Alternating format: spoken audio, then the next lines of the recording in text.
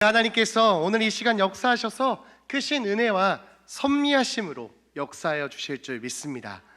특별히 오늘은 GCMC 탁구 선교단 주간 예배로 하나님께 예배드리고 있는데요, 하나님께서 우리 선교단을 선교단 가운데 크신 은혜를 주셔서 탁구로 교제할 때마다 주님께서 함께 하심으로 말미암아 기쁨으로 충만하여 주시기를 간절히 축복합니다.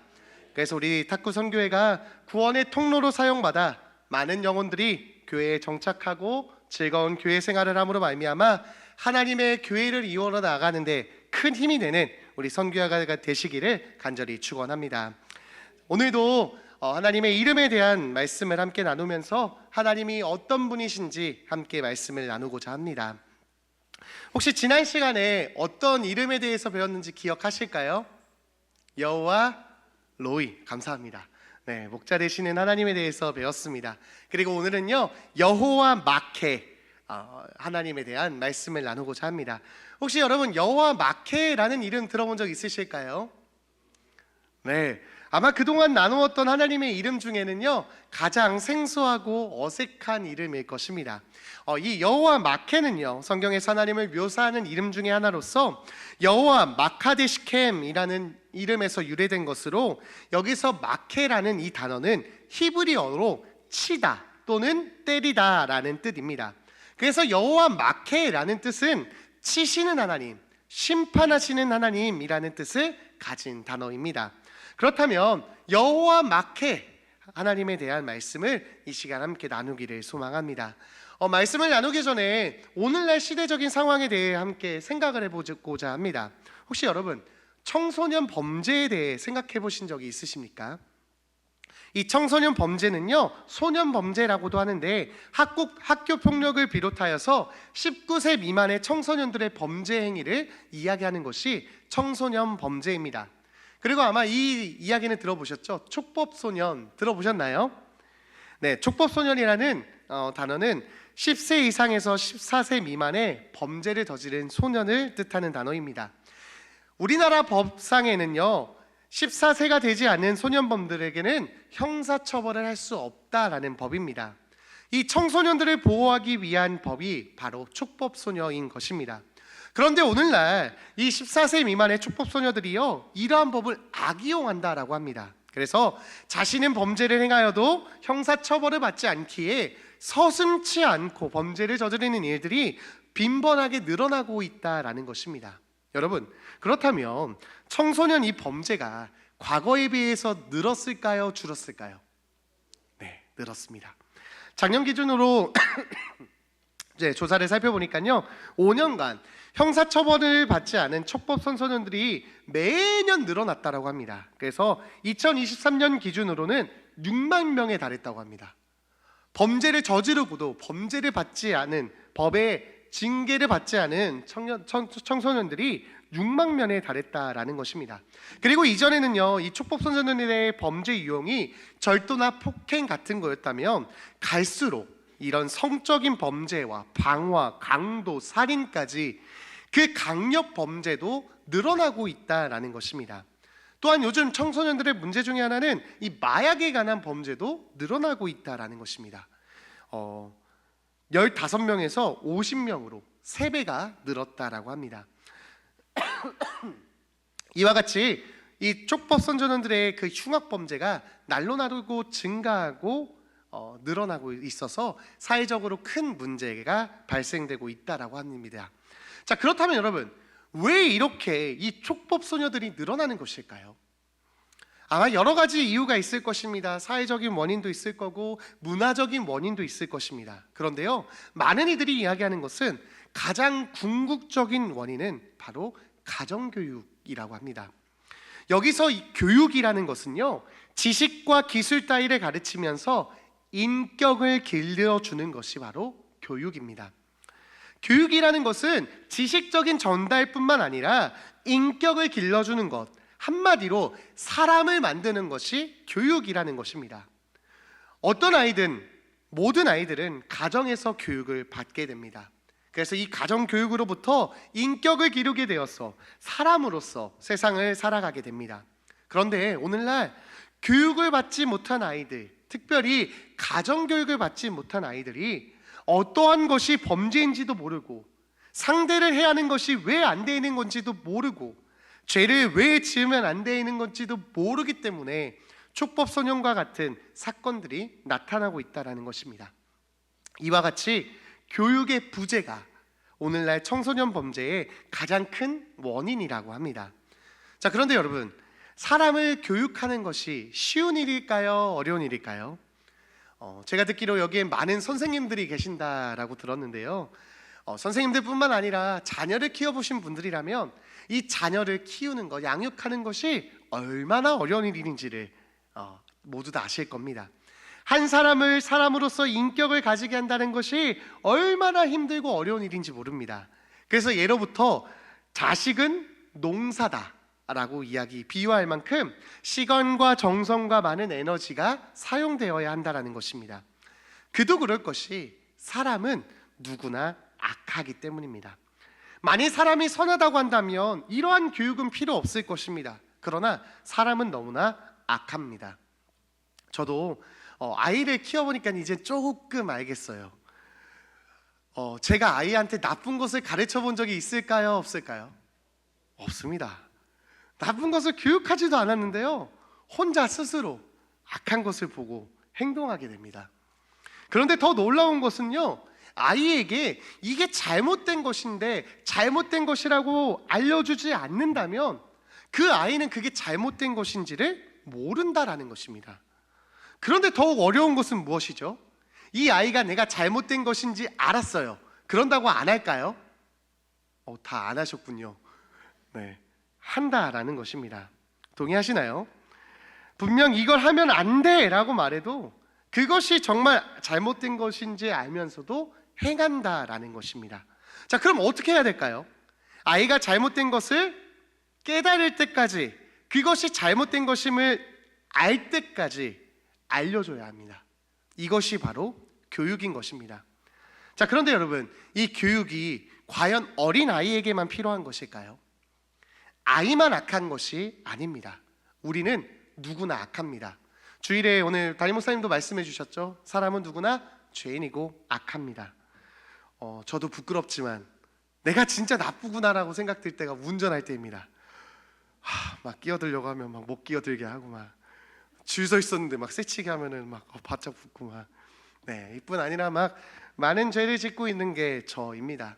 이처럼 아이들뿐만 아니라 사람은 누구나 악합니다. 왜냐하면 우리 모두 죄인이기 때문입니다. 그래서 우리에게는 모두 다 무엇이 필요하냐? 교육이 필요하다라는 것입니다. 자, 그러면 왜 갑자기 교육 이야기를 하였을까요? 오늘 함께 나눌 이 여호와 마케, 치시는 하나님이 이와 매우 밀접한 관계를 가지고 있기 때문입니다. 이 여호와 마케, 치시는 하나님에 대한 말씀은요, 오늘 본문 말씀인 에스겔에 기록되어 있습니다. 오늘 본문 말씀 에스겔 7장 말씀을 보면 하나님께서는 에스겔에게 끝이 다가오고 있다라고 말씀하시면서 그들에게 임할 심판이 다가오고 있음을 선포하십니다. 재앙이로다, 비상한 재앙이로다, 끝이 왔도다, 끝이 왔도다, 끝이 너에게 왔도다, 그것이 너에게 왔도다라면서 그들을 경고하십니다. 그리고 하나님께서는 이렇게 말씀하시는데요, 오늘 본문 말씀 우리 다시 한번 같이 읽어보겠습니다. 시작. 내가 너희를 여기지도 아니하고 내 행위대로 너를 벌하여 너의 가증한 일이 너희 중에 나타나게 하리니 나 여호와가 때리는 이임을 내가 알리라. 아멘. 하나님께서는요, 이스라엘 백성들에게 내가 너희를 불쌍히 여기지도 않고 긍휼히 여기지도 아니하겠다, 내 행위대로 너를 벌하며 너의 가증한 일에 너희 중에 나타나게 할 것이다 라고 말씀하고 계십니다. 또한 하나님께서는 뭐라 말씀하시느냐? 나 여호와는 때리는 하나님이다, 이것을 너희로 알게 하겠다라고 말씀하십니다. 여기서의 이 때리는 하나님, 이것이 바로 여호와 마케입니다. 이 말씀은 에스겔의 말도 아니었습니다. 다른 사람의 말도 아닌 하나님의 말씀이었다는 사실입니다. 여러분, 이 말씀이 혹시나 이런 하나님의 말씀이 낯설고 어색하진 않으십니까? 우리는 하나님이라고 하면 사랑의 하나님, 긍휼의 하나님, 은혜의 하나님이라고 생각합니다. 그런데 하나님께서 불쌍히 여기지도 않으시고 긍휼이 없이 벌하시겠다, 치겠다라는 이 말씀은 너무나도 우리에게 낯설고 무섭게 다가옵니다. 그렇다면 왜 하나님께서는 이스라엘에게 이렇게 말씀하셨을까요? 8절 말씀입니다. 이제 내가 속히 분을 내게 쏟고 내 진노를 내게 이루러 내 행위대로 너를 심판하여 내 모든 가증한 일을 내게 보응하되. 아멘. 하나님께서 분을 쏟고 진노를 이루시는 것은 내 행위로 인한 심판이다 말씀하고 계십니다. 그리고 너의 가증한 일에 대한 보응이다 말씀하십니다. 여기서 말씀하신 하나님의 이 가증한 일은 이스라엘 백성들이 지속적으로 행하였던 우상 숭배와 그들이 행하였던 불의한 행동이라는 것입니다. 하나님께서는 이스라엘 백성들의 이러한 죄악된 행동을 보시고 내가 그 일에 대해 보응하겠다라고 말씀하십니다. 이 시간 우리 잠깐 생각하는 시간을 가져보길 소망합니다. 이스라엘 백성들이 우상 숭배를 하고 있습니다. 불의한 일을 계속해서 행하고 있습니다. 그런데 하나님께서 만일 침묵하셨다면, 아무것도 하지 않으셨다면 어떻게 되었을까요? 이스라엘의 죄악에도 하나님께서 침묵하셨다면 과연 어떻게 되었을까요? 이스라엘 백성들이 과연 스스로 죄를 깨닫고 바른 길로 돌아섰을까요? 전혀 아닐 것입니다. 그들의 악행은 날로 갈수록 심해져 갔을 것이고, 그들은 결국 큰 죄를 짓다 결국 하나님을 떠나 죄악된 삶을 살아가게 될 것입니다. 그리고 그 죄악된 삶의 결과, 그 결국은 무엇일까요? 영원한 형벌, 지옥뿐이라는 사실입니다. 따라서 우리가 잘못을 행하였을 때 여호와 막해 우리를 치시는 하나님은 우리의 소망이며 우리의 희망이라는 사실입니다. 하나님의 징계가 하나님의 침묵보다는 우리에게는 희망이고 소망이라는 사실을 반드시 기억하시기 바랍니다. 만일 자녀가 잘못을 행하고 있는데, 자녀가 자신을 해야 하는 일을 하고 있는데 부모라면 어떻게 해야 할까요? 그것을 말리고 절대로 하지 못하게 하는 것이 부모입니다. 왜냐하면 부모는 자녀를 사랑하기 때문입니다. 자녀가 잘못된 길을 가는 것을, 또한 자녀가 잘못된 자신을 해야 하는 일을 견딜 수 없기에 부모는 자녀를 혼을 내서라도 교육시키는 것이 부모의 사랑인 것입니다. 그래서 자녀를 혼내키지 않고 교육하지 않는다라는 것은, 잘못된 것을 잘못된 것이라고 알려주지 않는 것은 사랑이 아닌 것입니다. 혼을 내서라도 하지 못하게 하는 것이 진정한 사랑인 것입니다. 우리는 하나님의 사랑의 하나님이라고 이야기를 합니다. 이처럼 하나님은 정말로 우리를 사랑하시는 사랑의 하나님이십니다. 그래서 그 사랑의 하나님께서는 정말로 사랑하는 우리들을 위해 여호와 막해 때로는 우리를 치시기도 하신다라는 것입니다. 물론 자녀된 입장에서 부모에게 혼이 나는 것, 그리고 내가 하고 싶은 것을 못하는 것이 고역이고 힘든 일이고 싫은 일입니다. 저도요, 어릴 때 정말 엄청난 개구장이었습니다. 그래 보이나요? 엄마가 딱 10초만 가만히 있어봐 그러면 손가락 찔끔찔끔 움직이고 가만히 있지 못하는, 어찌나 정말 천방지축 이런 애가 없었습니다. 그러다 보니 저는 정말 많이 혼났습니다. 그래서 저는 지금도 이 소리를 제일 싫어해요. 너 무릎 꿇고 손 들어. 이 말을 제일 싫어합니다. 그런데 저의 이 부모님의 이 꾸중, 부모님의 훈계, 부모님의 교육이 없었다면 지금의 저는 없었을 것입니다. 그렇다면 우리 아버지 되시는 하나님께서 우리를 치실 때 우리는 어떻게 행동해야 할까요? 먼저 우리는 하나님이 우리를 치시는 목적을 깨달아야 합니다. 오늘 본문에서 이스라엘 백성들을 치시는 하나님의 목적은 멸망이 아니었습니다. 괴롭히려는 것이 아니었습니다. 이스라엘 백성들의 잘못된 행동, 즉 우상 숭배와 죄악들을 바로잡기 위함이었다라는 것입니다. 또한 이를 통해 궁극적으로는 하나님께서 이스라엘 백성들과 함께하기를 원하셨던 하나님의 사랑이라는 것입니다. 그래서 이 여호와 막해 하나님의 치심은 나와 함께하기를 원하시는 하나님의 사랑이라는 것을 여러분 반드시 믿으시기 바랍니다. 따라서 하나님께서 우리를 치실 때면 우리는 먼저 우리의 잘못을 깨달아야 합니다. 우리가 어떤 것을 잘못 행하고 있는지를 돌이켜 보아야 합니다. 우리가 이를 위해 해야 할 것은 하나님께 엎드리는 것입니다. 하나님께서 말씀하시는 음성에 귀를 기울이는 것입니다. 하나님, 제가 잘못 행한 것이 있다면 깨닫는 은혜를 주옵소서. 우리가 이렇게 간구하고 기도할 때 하나님께서는 우리에게 깨닫는 은혜를 주셔서 우리의 잘못된 것, 우리가 고칠 것, 우리의 죄를 깨닫게 해주십니다. 그리고 그렇게 깨닫게 하셨다면 우리는 그 말씀에 바로 엎드려 회개하며 돌이켜야 할 줄 믿습니다. 그래서 우리가 다시금 하나님께로 돌아서야 하는 줄 믿습니다. 여러분, 사울과 다윗 왕을 아십니까? 이스라엘의 왕이었던 이 사울과 다윗은요, 모두 하나님께서 선택하신 왕이었습니다. 성경을 보다 보면 다윗보다 사울이 훨씬 더 왕과 같은 모습이 있었습니다. 재능이 있었습니다. 그리고 뿐만 아니라 사울과 다윗, 죄에는 크고 작음이 없지만 어찌 보면 사울보다는 다윗이 더 많은 죄를 지었다고 할 수도 있습니다. 그러나 다윗은 하나님께 끝까지 쓰임받지만 사울은 버림받았습니다. 사울과 다윗, 어떤 차이가 있었던 것일까요? 그것은 바로 순종의 차이였습니다. 사울은 자신이 잘못 행하였을 때, 사울이 잘못을 행하였을 때 하나님께서는 선지자를 통해 너 잘못하고 있어 라고 말씀하십니다. 그리고 그를 돌이키시기 위해 여호와 막해 그를 치시기도 하셨습니다. 그러나 사울은 변명하기 급급했으며 하나님의 말씀에 순종함으로 돌이키지 않았습니다. 그러나 다윗은 선지자의 말씀을 통해 자신의 잘못을 깨달았을 때, 하나님께서 자신을 치셨을 때 바로 엎드려 순종함으로 돌이켰다라는 것입니다. 이러한 순종의 차이가 사울과 다윗의 결과를 가져오게 된 것입니다. 이처럼 하나님께서 우리를 치실 때 우리는 하나님께 원망불평할 것이 아니라 하나님의 치시는 그 징계에 담긴 하나님의 사랑을 기억하며 엎드려 순종하며 죄에서 돌이켜 하나님께 나아가야 할 줄 믿습니다. 지난번에 여호와 로이 목자 되시는 하나님에 대해 나눌 때 말씀드렸지만요, 우리는 정말 양과 같이 미련하고 부족한 사람들입니다. 죄를 짓지 않겠노라고 다짐하고 결단해도 자꾸만 넘어지고 쓰러지는 죄를 짓는 우리입니다. 그러나 하나님은 끝까지 우리를 포기하지 않으십니다. 끝까지 나와 함께 하기를 원하시면서 끝까지 나를 사랑하십니다. 그래서 죄인된 나를 돌이키시기 위해, 다시 하나님과 관계를 가지시기 위해 때로는 치시며 훈계하시며 교육하십니다.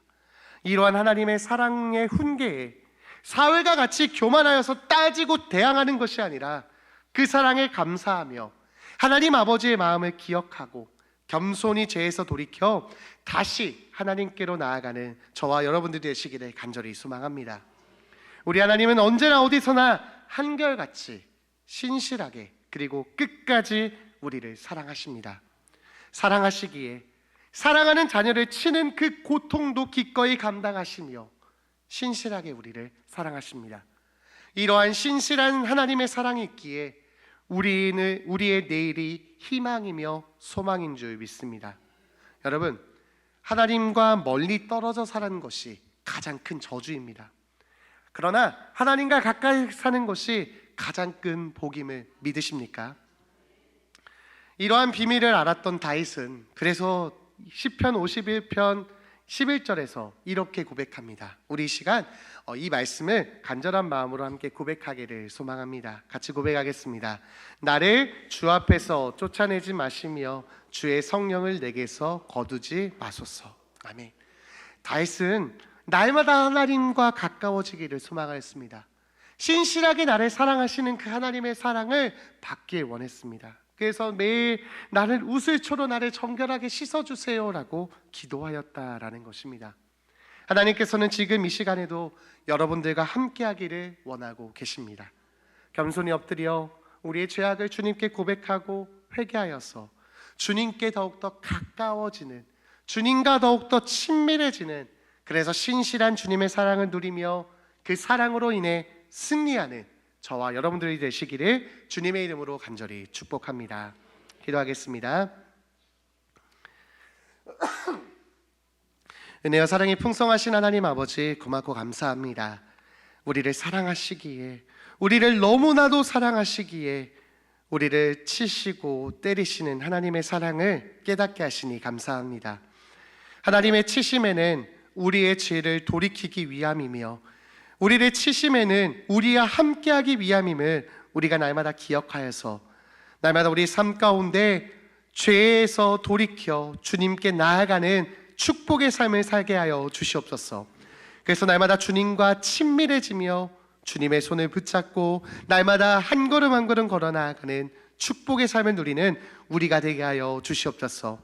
하나님이 치실 때 겸손히 순종하게 하시고 하나님의 그 마음과 사랑을 날마다 기억하며 믿음으로 고백하며 살아가는 우리가 되게 하여 주시옵소서. 주신 말씀 감사합니다. 이 말씀 듣고 흘려버리는 것이 아니라 말씀대로 실천할 수 있는 믿음 주셔서 말씀의 능력을 체험하는 오늘 한 주간이 될 수 있도록 주님께서 이끌어 주시옵소서.